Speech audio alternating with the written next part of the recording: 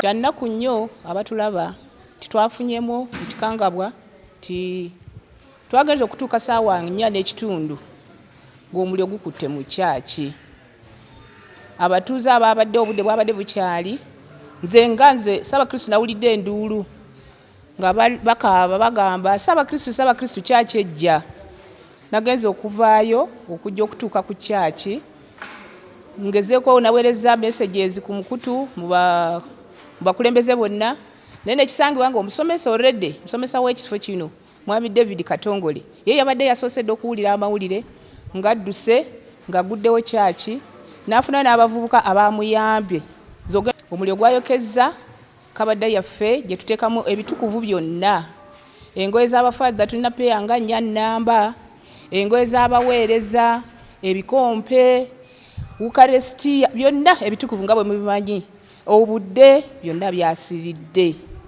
Omuliro gye gwavudde tukyanoonyeza paka kati.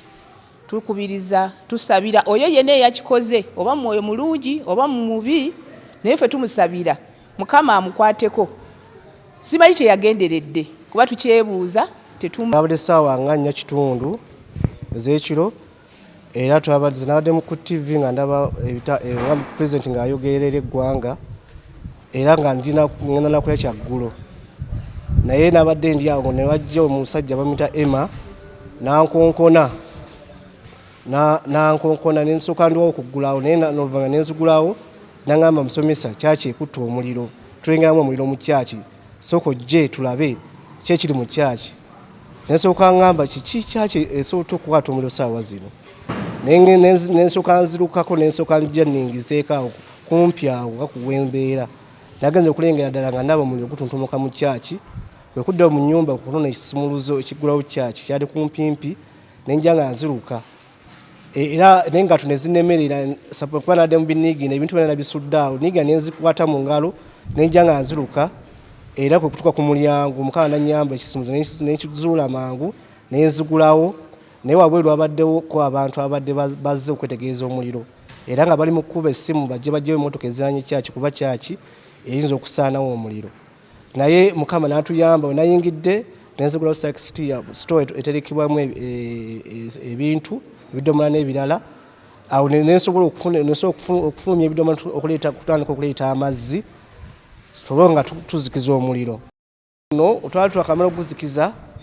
wabaddewo amuvubuka yatugambye nti ye yabaddeko ku wano nga tekunakwaka yalabye omuntu muno munda mu kyaki naye ng'alina kyabadde akolezezza yabadde nga kando yo omuvubuka yewe yatugambye n'agamba nti yafubye okwetegereza ku ddirisa nalaba omuntu n'agamba oba mulimu oba asulamu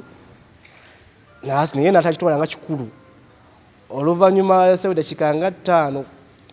akawasa akaseera katono omuliro ogwo ne gubalukawo ne gutandika okwaka naye no yampise Emma yagambye nti yewe yalabye yalengedde kakakka akabaddeko mu kyaki akabadde mu kyaki yaza okwetegereza n'abango omuliro gutandikiriza kwe kunoonya engeri gy'asobola okuyambamu. Nze nga funye ku ssaawa nga 12 ez'okumakya Ssaabakristu yankubidde kasimu saategedde kyabaddewo kiro era ntegeezezza ne mugamba kanzije tulabe ngenze okutuuka wano ku makya ssaawa ng'emu nga ddala omuliro gwayokezza ebintu byonna naddala ebyambalo by'abafaatha Eucharistia n'ebikompe ebintu byonna eby'omugaso ebikozesebwa mu kitambiro ky'emmisa nga byonna byayidde omuliro. Nenkubira OC tulabike nti tufuna police basayidi okujja ate nabo bakola ogwabwe era ne batuweereza team nejja nefuna samples ku bintu ebyayasiddwa ne beetolola wonna era kakati ne tukkaanya nti bagende ku cameras ze tulina wano kubanga zino cameras ze mulaba waliwo eryawo mu lujja n'eri eri ku ttaawo ziba zikolagana tulabe oba omuntu yayiseewa okuyingira okukola ekikolwa kino oba yasinzidde wabweru n'akozesa amafuta n'agayiwamu okulaba nti omuliro guno gukwata kubanga tekibadde kyangu nnyo kyaggukuma nti gukoleze kubanga Kereziya si ya ssubi temuliimu bintu birala bibadde biyinza kuba nti biyinza okukoleza omuliro. Amasannyalaze mu Kereziya nze nja kulowooza nti sitaani akozesa abantu ebintu ebitategeerekeka kuba olwaliro kino kikulema okubeera bw'okinyonnyola era onoonya gw'abadde ayagala okulumya nga nakyo toyinza kubeera ng'okitegeera naye kye tulowooza tugenda kwongera naffe kennyini nga ba leaders okwetegereza okumanya kuba tewabaddewo nnyo ntalo ziri awo yadde nga waliwo enteekateeka ez'okukulaakulanya ekifo kino ezitegekebwa naye ate ku lwa municipal council ng'oggyeko obukulembeze bwa Kereziya mwendi tuli beetegefu kubanga abantu baffe tubadde tutambula nabo bulungi n'okubateekateeka nti enkulaakulana ne bwebeze ya Kereziya okulaba nga tiwabaawo akosebwa olw'okuba nti oba bafensinzeewo oba bamenye okubeera nga tuzimba so kituufu tekinnavaayo oyinza okulemwa okusonga mu muntu ono oba oli ku nsonga eno naye nga tumanya amazima gajja kuvaayo kubanga olutalo lwa Katonda ajja kulwerwanira. Batunudde mu footage olw'okuba poliisi teyinza kumanya bantu bonna tugenda kulondayo abantu abawangaalira mu kifo kino ne mu kitundu kino ekya Kigungu nabo basobole okutunula mu footage oyo balabe omuntu yenna singa wanabawo alabiddwa yaani so tulowooza kamera ejja kutuyamba nnyo okwongera okuzuula kino era tugenda kusaba tujja kulaba nti ne Kereziya eno nayo yennyini eyongera okufuna kameras ezaayo munda n'ewabweru biyingi nti ndi omu ku lukiiko olukulembera mu Kereziya kubanga nze owa eddembe n'obwenkanya wano wensabira era we bambatiriza embeera ye tulimu ya bwenyamivu nnyo okulaba nti omulabbayi yaze n'atwokera kyaki eno omuli ebintu eby'omuwendo ebingi ennyo ebyenkanidde awo omuli ebikompe ebyambalo by'abafaaza wamu ne bye tukozesa mu kyaki eno kyabulabe nnyo si kya bugunjufu nga bwe tuli wano nti Kereziya ffenna mwe tuyita Katonda otuluŋŋamya tusaba omuntu eyakoze ekintu ekyo ate amuluŋŋamye ate ekirala njagala okugezaako okutegeeza nti ayagala okuzanyira ku Bukatuliki Obukatuliki lwazi olwazi olwasimbwa Mukama Katonda olutagenda kuvaawo kati tutegeeza nti eyakoze ekintu kino Mukama ajja mwoleka ab'ebyokwerinda nga bagenda mu maaso naffe Abakatuliki abasabira mu kifo kino tutandise okukola okunoonyereza okwaffe mu kifo kino ebikolwa bino si birungi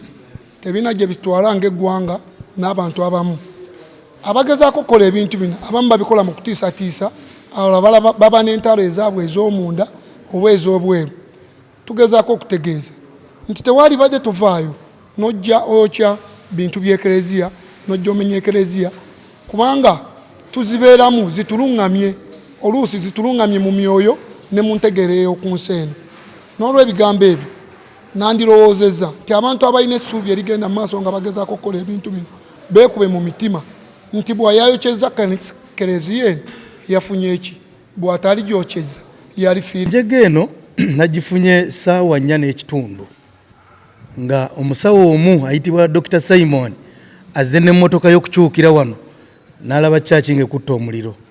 n'ateeka message ku mukutu gw'Entebbe manya gwa Kigungu ye yaffe bwe yataddeeko message ne tujja zaabadde ssaawa nga 5 fwe twatuukidde wano ng'omuliro bamaze okuguzikiza bamusomesa n'abalala naye emabegako waliwo ttiimu eyajja okuva ku parish nga era bawegenda okusiba fence ya church eno tewatutte kabanga ng'evuddewo omuliro ne gwokya church eno. Nze ng'omukulembeze ntegeeza abantu bonna bannayibba ba church eno baali badde bakola kye balina okukola ne bakwatagana ne church